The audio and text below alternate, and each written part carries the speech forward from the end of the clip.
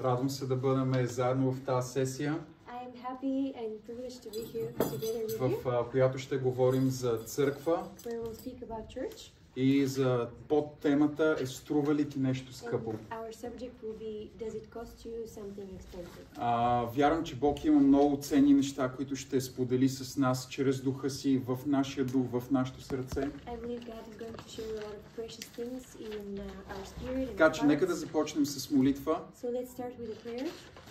И вярвам, че Святия Дух ще продължи да работи. And I believe that the Holy Spirit will continue to work. Татко Небесен, Heavenly Father, ние ти отдаваме славата we give you the glory и ти благодарим за Твоето and присъствие, we thank you for your което е на presence, това място. which is here. Ние ти благодариме, We thank you че там, където си ти, that wherever you are, нещата не остават същите. things don't remain Ние the ти same. благодариме, We thank you че когато ти ни призоваваш, that when you call on us, тогава ти, Господи, си способен then you are able да направиш всяко едно нещо, to do everything да работи за наше добро. to work in our favor. Ние фокусираме на Теб, We're focusing ние on you, издигаме Теб, we're raising ние you up, величаем Теб, we are praising you, ние благославяме Тебе we're blessing you, и ти благодарим, че ти си тук, and we thank you that между you are нас here сега. amongst us now. в името на Исус. In the name of Jesus Christ. Амин, амин, халелуя, добре. Amen. Както казах, темата ни е църква As I said, our subject is church, и в контекста на това струва ли ти нещо скъпо, and in the context of the question, does it cost you something expensive? искам да ви дам първо да започна с една лична история. I would like to start with a personal story. Аз съм на 20 и след 10 на ден на 29 години. I am turning 29 in about 10 Женен съм days. повече от 8 години. I've been married for 8 years. Имам more than 2 8 деца, years. трето на път. Have two children and a third one on the way. И с моята съпруга, още от момента преди да се съберем даже заедно, знаехме, че искаме да пътуваме и Бог ще ни изпраща за мисии. And both me and my wife, even before we got together, we knew that we want to travel and God is going to send us on missions. Ще направя историята малко по-кратка. Така се стекоха нещата, че Бог ни даде сърце за Сандански. To shorten the story, circumstances happened and we ended up having a heart for Sandanski. И интересната ситуация беше, че тъкмо тогава моята жена беше родила второто ни дете. And the interesting part was that at that exact time, my wife had just had our second child. И аз и жена ми работим светски работи също. And both me and my wife also have normal jobs. И в един момент от живота ни, And in one moment of our lives, в който всичко минава в една инерция, в едно темпо, което е познато. where everything was just kind of going with the flow and everything was already familiar to us, Бог ни дава сърце и ни казва, започвайте да пътувате към Сандански. God gave us this heart and He told us, start traveling to this place, Sandanski. Разбира се, ние имахме сърце и искахме да бъдем покорни на Божието видение и призив. And of course we wanted to be obedient to God's calling. И започнахме уикендите да пътуваме до Сандански. And we started every weekend to travel to Sandanski. И някак си уикендите беше окей. And during the weekends it was kind of okay. Обаче мина един период от време, But after a while, в който сетихме Бог да ни предизвиква още повече. we felt how God was challenging us even more. И това, което дойде към нас, беше следното. And what came to us was the following. Ако искаш да видиш по-голям резултат в този град, If you want to see a bigger result in the трябва да city, покажеш по-голямо посвещение. you need to show a bigger dedication. И аз трябваше да отида при моята жена, която тук що е родила детенце на няколко месеца, на 1-2 месеца буквално. And I had to go to my wife who had just had our baby. И да й кажа, мило, усещам, че трябва да се преместим да живеем в Сандански. And to tell her, honey, I feel like we need to move to Sandanski. И двамата, напомням, и двамата имаме светски работи, на които ходим да работим през деня. And just to remind you, both of us have jobs where we go every single day. Никаква идея как нещата ще се получат. With no idea how things would work out. Познаваме само едно възрастно семейство в Сандански We knew only one family in и Sandanski. без някакво готово уредено място, на което да останем там. And we didn't have any like planned accommodation there. Обаче имахме видение, което беше дадено от Бог. But we had a vision that God gave us. И казахме, искаме го Боже. And we said we wanted God. Започнахме да търсим място, на което да можем да останем. We started looking for a place where we could live. И тогава какво стана? And what happened? COVID. COVID.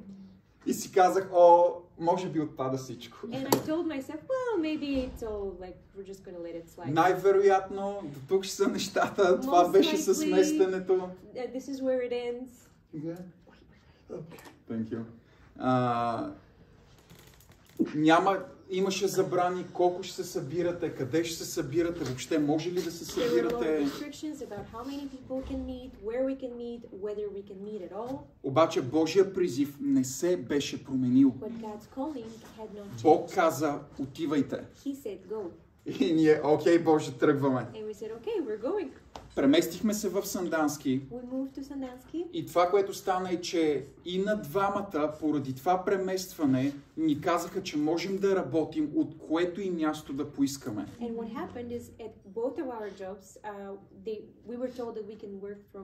Сега, тук съм изкарал записки, няма да можем да минем през всяка една точка, обаче в Битие 22 глава,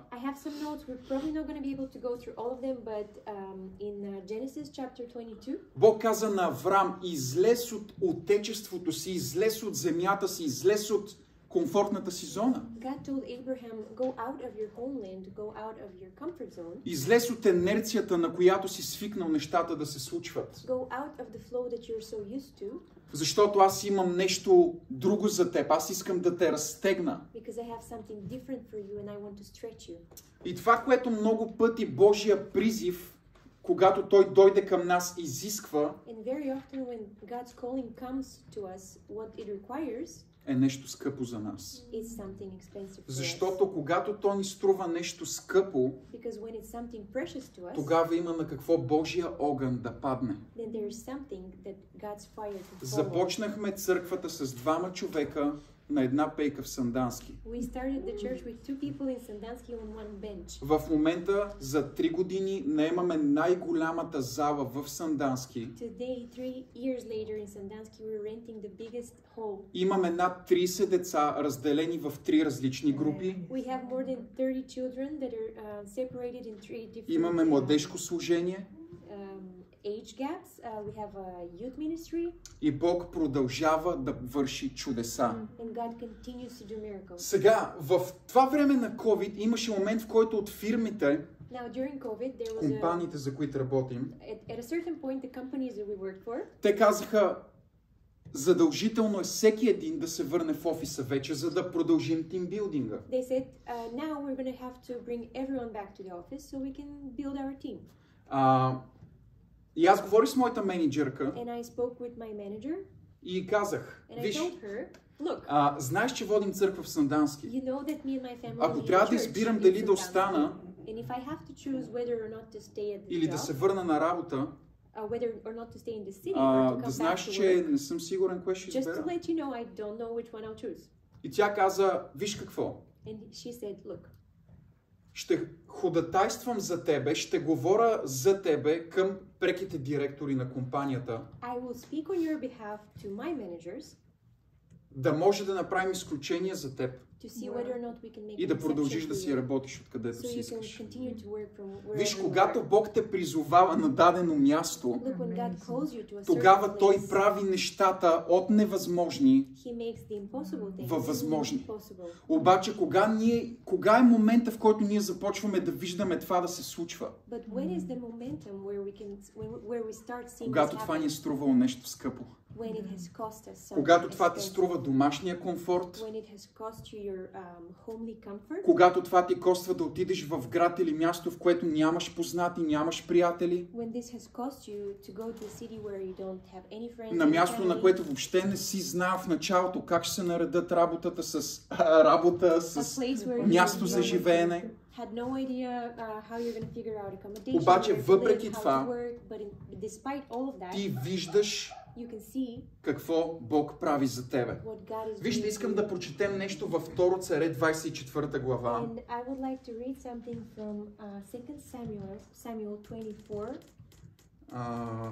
Второ Царе, само да отида там. 2 Царе 24 глава, четем 20 стих надолу. 24th, and we start reading from verse 20. Аз ще го прочета на български. I'll read it in Bulgarian. И за тези от вас, които имате английски библии и следите на английски, може да го може да си го четете. Там се казва така: и Орна погледна и видя царя и слугите му да идват към него. И Орна излезе да се поклони пред царя с лице до земята, и Орна каза: защо идва господарят ми царя при слугата си? А Давид каза: за да купя от тебе хармана, за да построя олтар, или с други думи да се поклоня на Господа, за да оттегли язвите от народа. Орна каза на Давид: нека господаря ми царя вземе и принесе в жертва каквото му се вижда за добро. Ето говедата за всеизгаряне, диканите и приготвянето на говедата за дървата. Всичко това царю Орна дава на царя. И Орна каза на царя: дано Бог, твоя Бог, благоволи в тебе. Но царя каза на Орна: не! Аз непременно ще купя от тебе това за определената цена, защото няма да принеса на моя Бог всеизгаряния, които не ми струват нещо. Амен. Така че вижте, това за мен е един изключително силен стих в Библията. Давид казва: аз няма как да принеса жертва, на която да очаквам Божия огън, ако това не ми струва нещо скъпо. И да, по някой път може да са физически средства, пари. И по някой път това може да е целият ни живот, семействата ни, всичко, което имаме, да бъдем готови. Да отидем и да се разтегнем на мястото, на което Бог ни казва да отидем. Затова е толкова важно за нас да разбираме и да знаеме, че много често, когато Божия призив идва върху живота ни, той идва с, как да кажа, с едно повиквателна за жертва от наша страна. Обаче това е толкова прекрасно. Това е толкова чудесно, защото там виждаме Божият огън да пада по много силен начин. Мога да ви дам свидетелство след свидетелство за това какво Бог прави с църквата в Сандански. За това как Бог ни употребява да се грижиме за деца 9, 10, 11 годишни, които са сексуално тормозени, които са продавани от собствените си родители, за да може те да си стоят в къщи, а техните собствени момичета да проституират. Това са деца, с които ние работиме. Кръщаваме и водим спасение проститутки в този град. Кръщаваме във вода и водим в спасение проститутки, деца, хора, и Бог променя съдби. Обаче това ще го видиш само когато си готов да жертваш нещо скъпо. Само когато си готов да пожертваш на олтара нещо, което ти е струвало. Давид каза на Орна: не! Въпреки че съм цар, въпреки че съм в позиция, в която ако искам, аз мога да взема тази земя, аз искам да я купа. Аз искам тя да ми струва нещо скъпо, защото тогава ще оценя много повече това, което ще пожертвам на Господа. Така че затова е толкова важно да знаем, че когато ние направим нашата част, несъмнено Божият огън ще дойде. И вижте, една изключително голяма бариера или пречка в това нещо, която може да се появи, е двоумението или несигурността. Това да не може да избереш, да не бъдеш сигурен, точно да не можеш да избереш, да го правя ли, да не го ли правя. Има една много интересна история в Библията. В 3 Царе, 18 глава. Няма да го четем сега, но...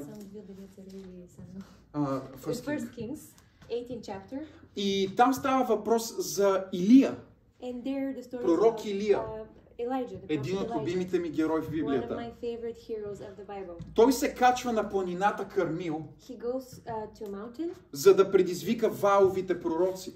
To challenge the Baal, is that the name? Baal prophets. И много интересно в тази история е, че той първо се обръща към народа. И той казва, ако Ваал е Бог, служете на него. Обаче ако Бог е Бог, изберете него. До кога ще се двоумите?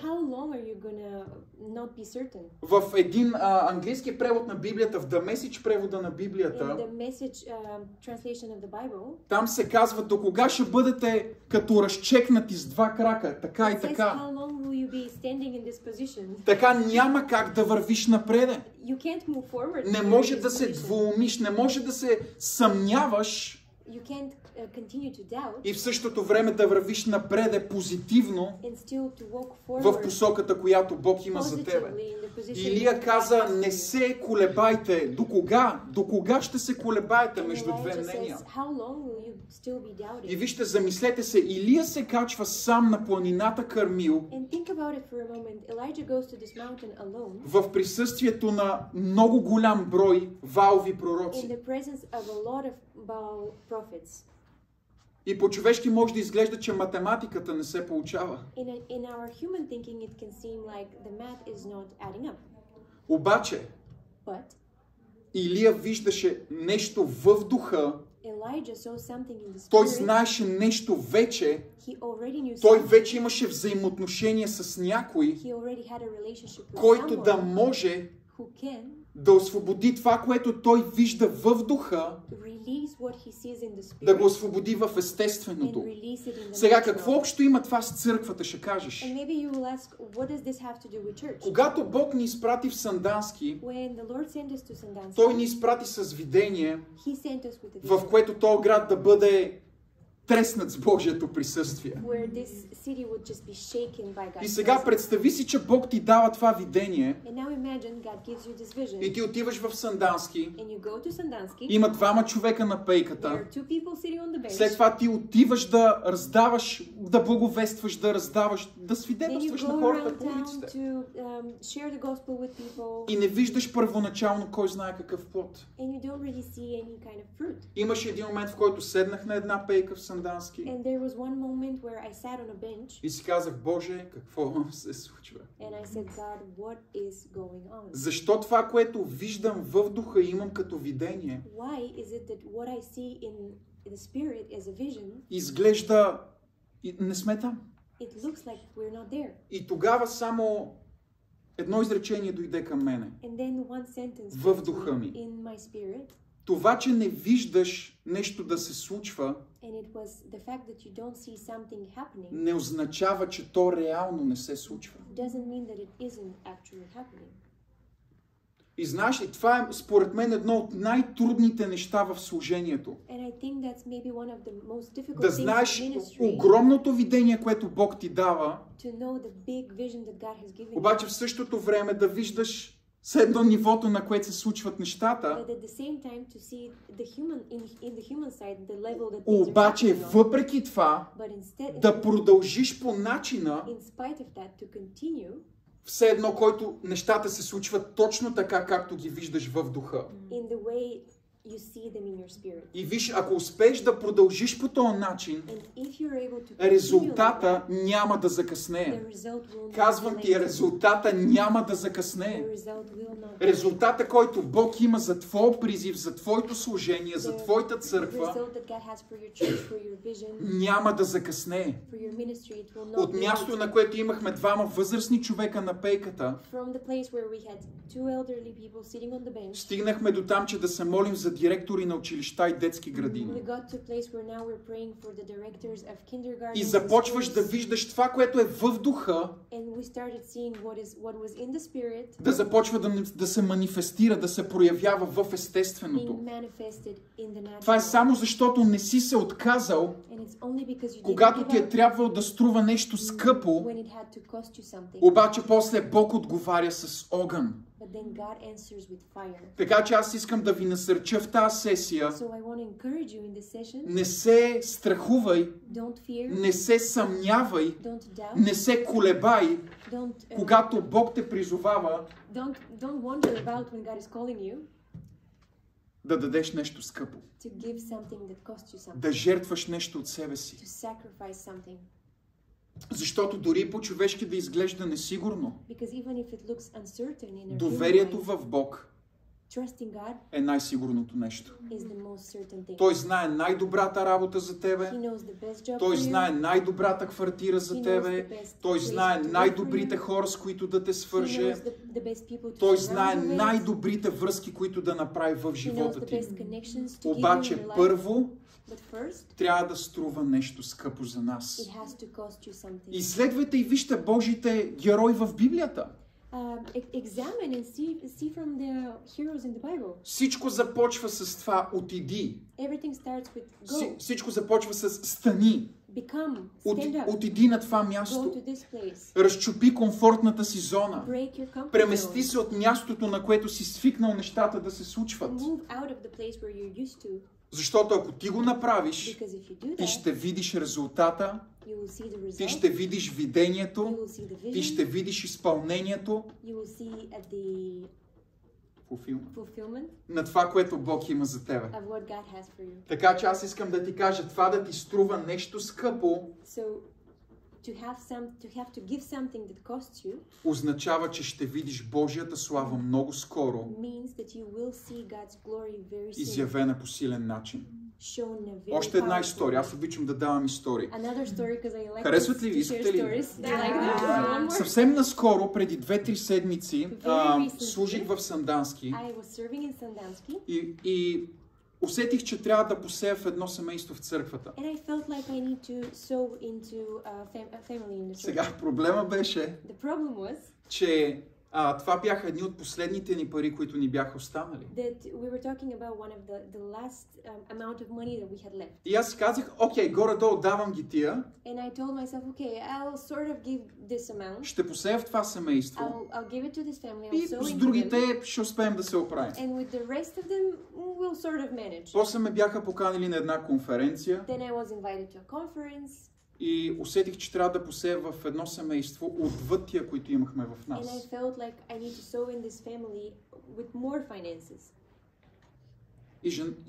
И жена ми беше, какво правиме? И аз, вижте, има разлика между емоционален подтик на даване и между това да даваш воден от Бог наистина. Дадахме на това семейство и аз казах на жена ми, Мило, Бог ни е свидетел, защото беше само между нас. Подготвяме се за жетва. След края на моята сесия, хора не спряха да идват при мене, без да съм разказвал тази история, без да знаят нищо и да дават пари. Хора, които гледаха конференцията онлайн, започнаха да пишат, дайте му още пари, дайте му още пари. Истинска история, случи се преди 2-3 седмици. Виж, когато ти струва нещо скъпо, това означава, гледай, Бог е затъгала. Той е накосъм от това да направи чудо в твоя живот. Обаче първо трябва да види, че ти си готов да дадеш нещо скъпо в живота си. Да дадеш нещо, което по-човешки без него ще кажеш как ще стане. Стой и гледай. Стой и гледай колко верен Бог ще се покаже в живота ти. Разказах долу на един приятел в залата, в която неехме, голямата зала в Сандански. Цялата е с плочки. Няма килим. Така че звука в началото беше ужасен. И си казахме, трябва да купим килим. Обикновено Такива килими са доста скъпи. Usually such type of carpets are really expensive. Сега, моя кум, and my best man, който е част от църквата в Сандански, who is a part of the church in Sandanski, се обажда чуй сега, в Шератон. He called in Sheraton. Това е един от най-скъпите хотели в България, не само в София, в България. И казва, трябва ни килим and he told them, we need a carpet за църква. For a church. И човека ни дава един килим, който е, не преувеличавам, 2 пъти по-голям от този тук в тази зала. And the guy gave us a carpet twice as big as this one here. За 300 лева. For 300 лева. Мога да ви дам история след история след история за това какво Бог прави, защото когато Бог е казал отиди, и ти не си виждал нищо как ще стане, обаче си бил готов да зарежеш всичко заради това, как после Той ти дава всичко. Амен.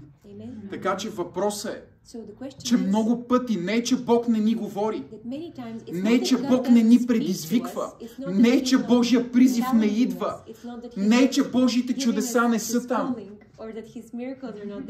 Там са. Огъня е там. Бог не се е променил. Бог е същия. Бог възкресява. Бог изцелява. Бог снабдява. Бог се грижи. Въпросът е дали има хора, които са готови да пожертват нещо скъпо. Защото ако аз и ти сме готови да го направим, Бог не е различен и Бог не е лицеприятен. Ако Той го направи за мене, Той ще го направи за тебе. Амен. Може ли да ръкопляскаме на Бога? Защото Той е верен. Бог е верен. Аз мога да ви кажа от опит. Бог е верен. Бог е верен. Утре ще разкажа повече за това как не само, че служението и църквата не пречи на работата в различните сезони. Разбира се, има сезони и сезони. Но как Бог използва и едното, и другото, за да те позиционира на точното място, което има за тебе. И как докато ти служиш на Бог, Бог те издига в позиция на работа. И как докато Бог те издига в позиции на работа, чуй сега, Бог те издига в позиция на влияние. Защото колкото повече ти се научиш да се доверяваш на Бог, толкова повече Бог ще ти дава и ще ти доверява. Защо? Защото това започва да изгражда не просто нещо, което ти правиш, а някой, който ти започваш да ставаш. Така че това да започнеш да жертваш нещо скъпо, започва да става даже готино за тебе. Започва да става, нямам търпение сега да видя какво Бог ще направи. Така че много често, за да можем да ходим или да упражняваме властта, която Бог ни е дал, ние трябва да сме на позицията, която Той има за нас. Много често ние си казваме, защо четем тия прекрасни неща в Библията, обаче аз не го виждам да се случва. Защото упражняването на власт идва с позицията на идентичност. Какво искам да кажа? Ако аз застана на пътя и ти махна с ръка, ти ще си кажеш, какво му има на то? Обаче ако застане един полицай на пътя с униформа и те спре, ти си длъжен да спреш по закон. Защо? Защото идентичността дава място на властта. Затова е толкова важно да не се колебаеш между две мнения. Затова е толкова важно да разбираш твоята истинска стойност в живота си. Затова е толкова важно, когато Бог ти каже отиди в този град и направи това и това, ти да отидеш и да го направиш, независимо от това как изглеждат нещата, знайки, че Бог и Божията власт ще бъде освободена поради мястото на покорство, което ти си показал. Затова ние виждаме в Библията как Илия преживя или свали небето на земята. Огън от небето дойде и изгори жертвата, за която, забележете, жертвата, на която Илия положи, какво каза Илия? Залейте я с вода веднъж. Залейте я с вода втори път. Потретете. Какво е интересното в тази история? Че тогава нямаше дъжд в Израел години наред. Така че водата, която те са слагали на жертвеника, е била изключително ценен ресурс, който той излял на жертвеника, с който слезе Божият огън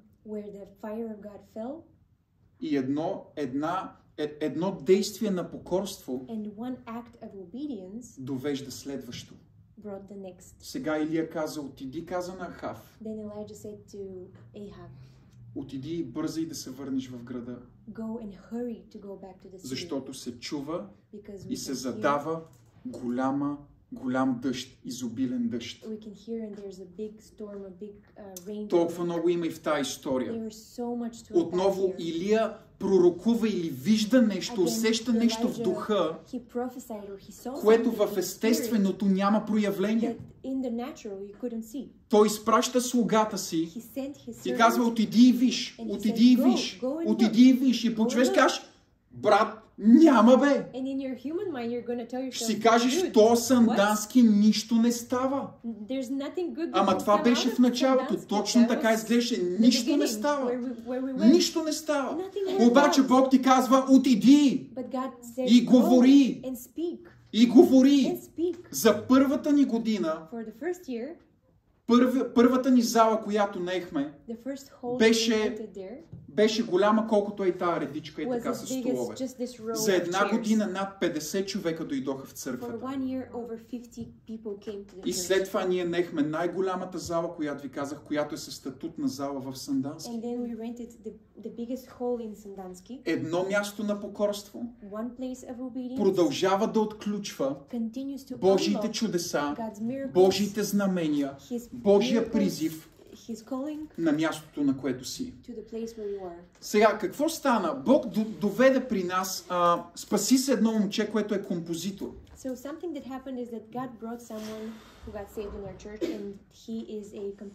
Направи авторска песен. Записахме с хвалението.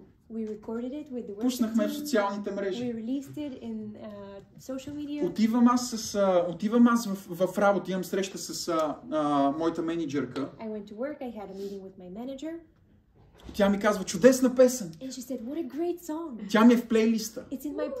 И си я слушам всеки ден. Къде започна всичко? Къде започна всичко, за да може това момче да дойде и всичко от нататък да последва? И вижте, казвам го само и единствено, за да не се отказваме, но да продължим да натискаме, да продължим да натискаме срещу врага и в Божия план, защото има земя, която всеки един от нас трябва да вземе. И интересното е, че във всяка една земя, която Бог ни дава, най-вероятно има един Голиат там, който трябва да бъде съборен, чиято глава трябва да бъде отрязана. Вижте, с врага не си играеме. С врага ние трябва да режем глави. В Сандански, ти от вас, особено които сте от България, помогнете ми, кой е чувал за Ванга?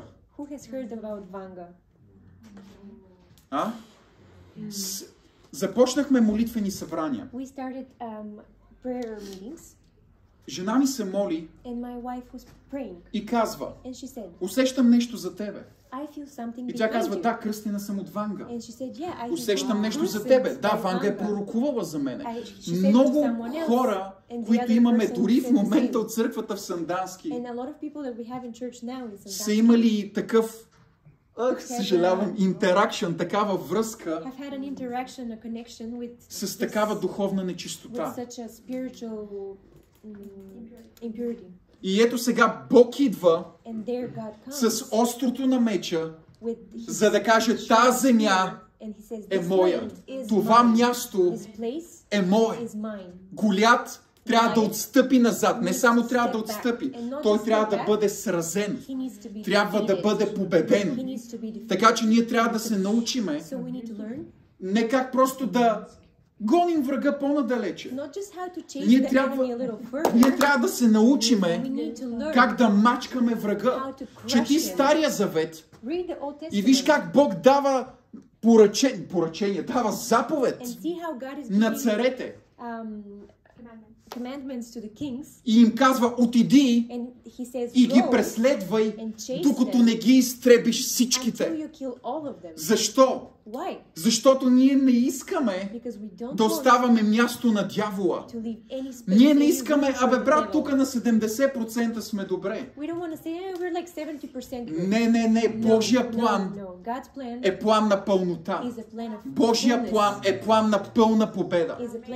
Когато Илия се моли и огъня слезе, той каза, сега донесете тия пророци тук фалшиви и какво направете с тях? Удрежете им главите. Това е, което ние трябва да се научим да правим с врага. Трябва да се научим как да не му даваме място и как да го изритваме от земята, която Бог има за нас. Защо? Защото ни е струвало нещо скъпо, за да стигнем до тази земя. Защото ни е струвало нещо да се изправиме и да застанем на призива и на мястото, което Бог има за нас. Защото струва нещо да започнеш с 2 човека на пейката и да отидеш при кмета на града, да се молиш за него и да му кажеш, че Бог не е случайно там и че Бог със сигурност го е поставил там за време точно като това. Такива врати ще видиш Бог да отваря за тебе. Ще виждаш как Бог ще води учители при тебе. Ще видиш как Бог ще води всякакви ресурси при тебе. Ще видиш Божия огън да слиза върху тебе. Ще видиш Божието помазание да идва върху тебе. Ще видиш Божите чудеса да слизат върху живота ти, когато си готов, когато сме готови да направим живота си една жива жертва, свята, благоугодна на Бога. Алелуя, амин. Така че Божия призив към нас е свят. Божия призив към нас е изискващ. И когато нещо скъпо ни струва то, огън слиза. Огън от Бога слиза на това място, за да изгори жертвата, която ние даваме на Него. И за да изгони врага, да победи врага, да смаже врага и да каже, тази земя е моя. Давид каза, кой е тоя необрязан филистимец? С други думи, кой е той, който няма завет, който няма договор и се опитва да стои на моята земя. Бог има призив за тебе. Бог има призив за бизнес. Бог има призив за служение. Бог има призив за семейство. Ще оставиш ли Голиат да стои в твоята земя? Не! Защото той няма завет. А ти си дете на завета. Какво означава дете на завета? Това означава, че ако аз съм в Божия завет, аз съм поканен да бъда на Негова страна, аз съм от Неговата страна. Това означава, представи си, че те кана на тази конференция, примерно, и ти казвам, в билета всичко е платено. Храната, престоя, всичко. Обаче идваш на това място и спиш на дивана и ходиш да си купуваш храна от магазина. Какво правиш? Ти не се възползваш от нещо, за което завета вече е платил цена. Ти не ползваш нещо, което вече е включено в цената, която е платена от Исус Христос. А Исус каза, че портите на ада няма да наделеят над църквата. Така че когато Бог те изпраща в тази компания, когато Бог те изпраща на това място на призив, когато Бог те изпраща в тази земя, Той не те изпраща за да си стоиш тихичко там. Той те изпраща за да убиеш Голиат и да направиш разликата на мястото, на което Бог те е призвал. Той те е направил така, че когато колегите ти те видят, да кажат как ти, момче, на 29 години, нямаш още, имаш жена, мъж си на една жена, женени сте, не живеете заедно на семейни начала, женени сте, имате 2 деца, чакате трето, водиш църква, учиш висше образование и работиш. Как се случва това? Не знам. Бог знае. Струва скъпо. Струва скъпо. Струва скъпо. Обаче Бог знае. Бог знае. Бог знае как си завършил училище по математика с 4.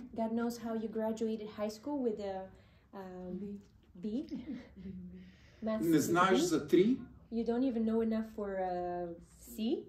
И накрая учиш висша математика. High level of maths in university. Когато сме готови да дадем нещо скъпо, тогава огъня на Бог не закъснява. Тогава помазанието, което Бог има, слиза върху нас, за да ни екипира за това, което Той има за нас. Така че другия път, когато Бог ти каже, кандидатствай за тази позиция, присъедини се в това служение, отиди на това място, дай тия пари, може да ти струва скъпо. Вижте историята с вдовицата, която даде пари. Историята не е описана, защото тя даде малко. Много се бъркат и си мислят, няма проблем дали даваш малко или много. Има голям проблем. Въпросът е дали ти струва скъпо това, което даваш. Не дали струва, не дали даваш малко или много, а дали ти струва нещо скъпо. Амен. Бях в Швеция. На конференция бях на 15 години. И Ще се върна малко по-рано. And I will go a little back. Когато бях на 14, When I was 14, баща ми почина. my father passed away. В инцидент с кола. In a car incident. Бяхме заедно с него. We were together. Аз трябваше да съм с него в колата. I had to be in the car with Обаче him. останах да спа вкъщи. But I Тинейджър stayed and остава на slept обяд да спи вкъщи. and stayed Разбирате, to че това не sleep се home връзва. at lunchtime. Обаче It по was not някаква a причина logical thing, but for some останах. reason I stayed home that day. Баща ми тръгна с колата. My dad left with the car. Стана инцидент. The incident happened. Цялото семейство бяхме... Our whole family was just Какво се случи? like, what just happened? Какво се случи? What just happened? Имам две сестри, едната ми сестра беше на 4 тогава. I have two sisters. One of them was 4 at that time. Тогава момента And at that moment, на решение the moment of дали да се огорчиш making the decision whether or not to become bitter или да се закрепиш за Бог още по-силно or to stand stronger in God е много силен. is so powerful. Точно момента на избор. The moment of making that decision. И с моето семейство, And me and my с family, майка ми и двете ми сестри, with my mother and my two sisters, избрахме да се закрепим за Бог. we chose to stand strong in God. Избрахме Бог. We chose Him. И тръгнах да ви казвам историята за Швеция, And I started telling you the story about защото Sweden малко по-късно, because just a little bit after that, когато отидах в Швеция, бяхме на събрание, вървеше службата, говориха за дарение. went to Sweden, we were at a service and they were speaking about offering. И аз усетих, And I felt, дай всичко, което имаш. give everything that you have. Разбира се, за ума ми нямаше логика. Again, for my mind it made no sense, Но знаех, че трябва да го направя. but I knew that I had to do it. Дадах. I gave, И един човек, с който въобще не се познавам, истинска история. and someone that I've never met, it's a true story, Тръгвам към тоалетната I start going towards the и restroom, той каза, може ли да дойда с теб? and he said, can I come with Сега, дами, Ladies. мъжете не ходим заедно до тоалетната. you? Guys don't go to the Малко restroom викам си, together. окей, That's different. добре, всичко наред ли е? Да, не ходим заедно, но той каза, Guys може don't ли do да that. дойде с теб? But Аз, he said, can I окей. come with you? And I said, okay. И той каза, виж, много силно усетих, And he said, look, I really felt very че трябва да strongly дойда при тебе. that I need to come to Сумата you. беше 4 пъти по-голяма от това, което аз дадах. And the sum that he gave me was 4 times what I had given. Струва ли ти нещо скъпо? Does it cost you something? И ако ти струва, And if it does, ако то е скъпо за тебе, if it's something precious to you, Божия огън God's fire ще дойде. will come. Божия огън His ще fire дойде. will come. Божия огън God's ще fire дойде. will come. Така че не дей да отлагаш So don't postpone земята, която Бог има за the тебе. land that God has Вижте, в for you. контекста на това, което говорим, църква. In the context of what we're talking about, church, Но църквата не е просто една сграда. but church is not a building. Църквата не е просто едно място. Church is not a place. Ти си призван, аз и You ти are сме called, призвани you and I are да called занесем църквата to bring the church в нашите работи, in our jobs, в нашите бизнеси, in our businesses, в нашия спорт, in our sport, в нашата музика, in our music, във всичко, което правиме. everything that we Ние do, сме призовани да we are занесеме called църквата to bring the на church всяко едно място, to every place, на всяка една сфера на every влияние, sphere of което Бог influence има за нас. that God has Ние сме given us. призвани да занесем църквата в We're политиката. called to bring Ние сме the church призвани to да занесем politics, църквата на високи места. to bring it to high Защо? places. Защото Бог каза, познанието Because God said knowledge, за славата на Бога knowing about God's ще glory, изпълни земята. will fill the land. Вижте, това е пророческо слово от This is Господа. a prophetic word from the Lord. Познанието The knowledge за славата на Бога of the ще glory изпълни of God земята, will fill the land както водите like the land, покриват like моретата. the water fills the oceans. Така че So ние имаме част we have да a part, занесем Божията слава a part to до place всяко едно място на влияние, God's glory to every place of influence което Бог има за that нас. He has given us. Ние сме призвани We are called да вземем земята, to take the land защото най-вероятно там чака един Голиат, because most likely there is a Goliath който there изглежда по-човешки по-голям от нас. who looks in a human way bigger than us. Голиат каза на Давид, ти ли бе? Goliath said, Аз "You? куче ли съм? Am I a dog? Какъв си ти бе? Who are you? Кой си ти? Who are you? Не знам това как ще се преведем в българското. Имаме едно къде си ти, къде съм аз, нали? There's a Bulgarian saying that goes like, where are you standing and where am I standing? Like, who are you? Обаче Давид каза, ти идваш към мене по-своему. По свой собствен начин, чрез себе си. Обаче аз идвам в името на завета на моя Бог. Така че когато ние се преместихме в Сандански, ние не отидахме, защото просто много ни харесва. Не защото няма какво да правим в София. Ние отидахме, защото имахме завет с Бога в молитва, че тази земя принадлежи на Господа. Че тази земя принадлежи на Господа. И започнахме молитвени събрания. Хората, които водят молитвени събрания, казаха, ние самите имаме желание, не да имаме, искам да питам, във вашите църкви, колко от вашите църкви имат молитвено събрание веднъж в седмицата? Колко от вас имате 2 пъти в седмицата? Колко от вас имате 3 пъти в седмицата? Нашите хора казах, искаме да имаме поне 3 дни в седмицата, които да стоим и да се молим. И да се молим, и да ходатайстваме, и да стоиме, и да вярваме, че това нещо, което Бог ни е дал като видение в духа и не се вижда в естественото, ще започне да се проявява в естественото, защото ние не сме оставили духовното видение. Ние не сме оставили това, което Бог ни говори. Така че когато Бог ти говори, че ти може да станеш CEO на някоя компания, че когато ти можеш да започнеш да основаваш църкви, че когато Бог те призвава да заземаш нови земи, нови територии, не дей да си казваш, по-човешки това няма как да се случи. Най-вероятно си прав. Именно затова имаме нужда от Бог, който да се покаже верен в невъзможното възможно. Който да започне да отваря врати, които само Той може да отваря. Който да започне да дава сънища на хора, които не те познават. Не са те виждали никога. Обаче ти отиваш в дома им, истинска история, и Бог казва, аз сънувах сън с тебе.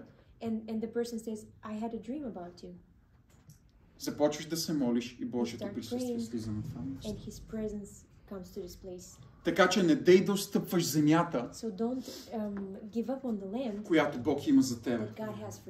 Но знай, че църквата не е просто едно неделно събрание.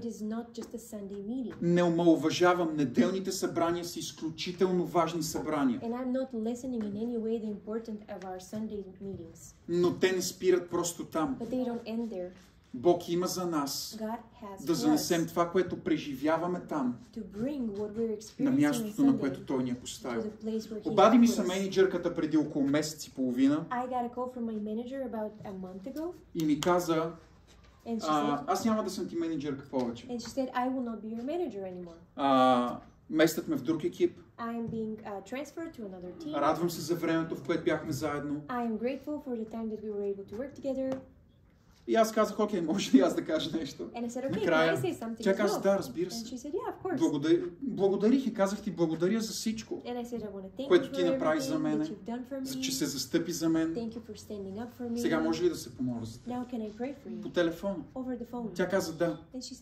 Започнах да се моля за нея. Спрях да чувам гласа и всичко, което чух е сълзи, реване, сълзи, реване.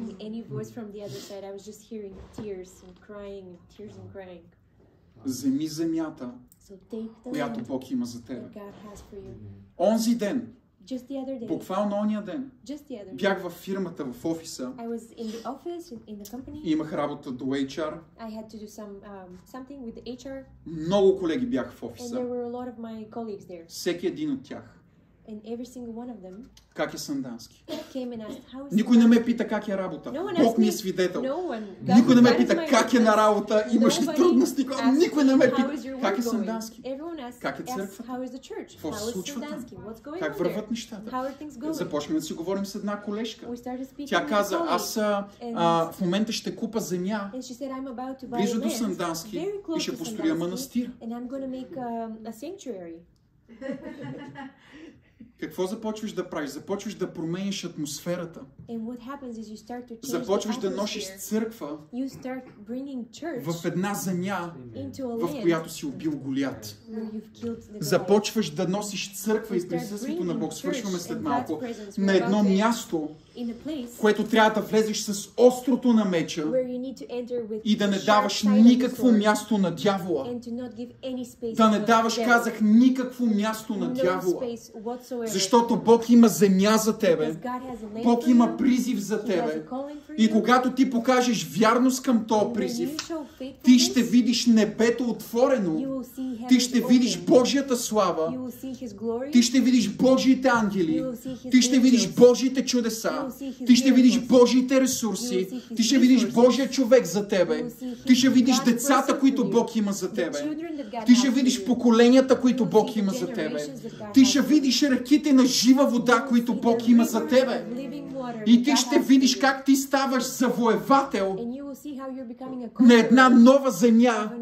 И понеже ти си църквата, ти започваш да завземаш нови земи. Ти започваш да вземаш нови територии.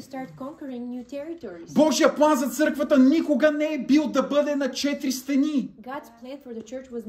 Божия план за църквата винаги е бил да отиде и да бъде светлина и сол на народите. Обаче Исус каза какво? Какво, ако солта тогава започват да те тъпчат. Чуй сега, или доминираш на едно място, или те доминират. Независимо къде си, в корпоративна среда, в каквато и среда да си. Или доминираш, говоря като култура и като духовно допринасяне, или доминират върху теб. Когато казват компанията минава през това и това, на лидерски срещи, аз казвам, ще се моля. Ще се моля и ще вярвам за доброто на това място от Бога. Аз ще се моля за моите менеджери и го правя всеки път преди да започна работа. Всеки път преди да започна работа. Аз се моля за моите колеги и моите менеджери. Какво правя? Обработвам земята. Обработвам земята. Затова когато отида в офиса, не ме питат как е работа, а ме питат как е църква. Как е сън. Аз бях... Буквално се случи сега. Сряда. Вчера дойдохме на конференция сряда, бях в офиса. Бях изумен. Никой не ме пита как е работа. Вау! Бог е добър. Амин. Може ли да се справим заедно на това място?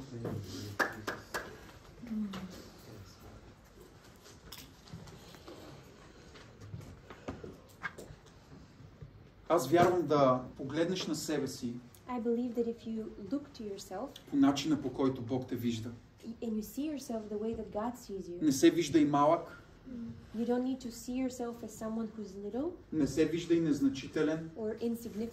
Виж се не така, както врагът те вижда. Виж се така, както Бог те вижда.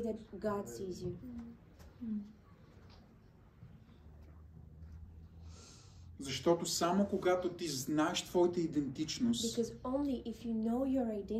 тогава ти ставаш способен да упражняваш своето място на власт. Само когато знаеш твоето място на идентичност, тогава започваш да упражняваш твоето място на власт.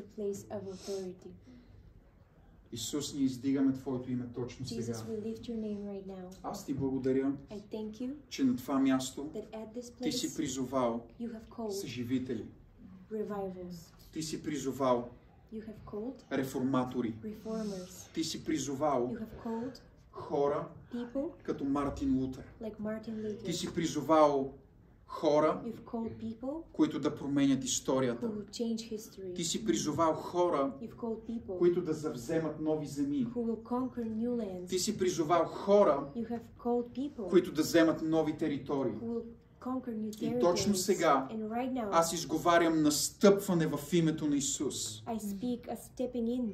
Изговарям Jesus. настъпване. Stepping in. Изговарям пробив. A breakthrough. Изговарям бутане в името на I Исус. speak a push. В ново In the name измерение, of Jesus, in a new в dimension, нова in a дълбочина, new depth, в ново in a познание, new в knowledge, нова сила, in a new в power, ново измерение, in a new в ново dimension, ниво на смелост, in a new level в ново of ниво на courage, откровение, in a new level в of ново ниво на revelation, сила, in a new level в of ново power, ниво на помазание. new level of anointing. Изговарям, когато кажеш една дума I speak that when a word is said, на мястото, което Бог има за тебе, at the place where the Lord тогава has for окови you, да се счупват, then chains are крепости going to да падат and strongholds are going to и fall, много затворници and a lot of да бъдат prisoners освободени will be set free поради славата because of the и glory присъствието and the presence и силата на and the Бог, power of God която ти носиш. that you carry. Вижте, последно нещо, с което искам да завърша. Last thing that I want to end with За живота на Давид. it's about David's life. Давид разпознаваше, вярвам, David recognized, I believe, че има сезони that there are different seasons. и сезони. Different seasons. Когато пасеш овцете на село, When you are walking the sheep in the village, бил съм там години наред също, I've been there for many years before. не трябва да презираш You should not despise малките победи, the small victories през които Бог те води всеки ден. through which the Lord is leading you every Не single дей да day. презираш Don't despise малките победи, the small victories през които Бог те води, that the Lord is всеки leading ден. you in every single Защото day. ако ти не ги презираш Because if you don't и despise them печелиш тия and битки, you win these battles, Бог ще ти даде God will give you по-големи. bigger ones. Бог ще ти даде He по-големи. will give you bigger victories. Защото ти Because you си се показал верен have shown yourself и не си faithful презрял and you have not малките победи, belittled малките битки, the small battles които Бог ти е дал. that God has given you. Амен. Така че помни това нещо, So remember that, ходи в това нещо walk in this, и бъди фактора на промяна. and be a factor of change. Бъди фактора на Be влияние. a factor of Бъди influence. то, който да доминира. Be the one who dominates, Бъди то, който да завземе the one земята, who conquers the land която Бог има за него. that God has for you. Амен. Amen. Благословения, Yes. благословено време.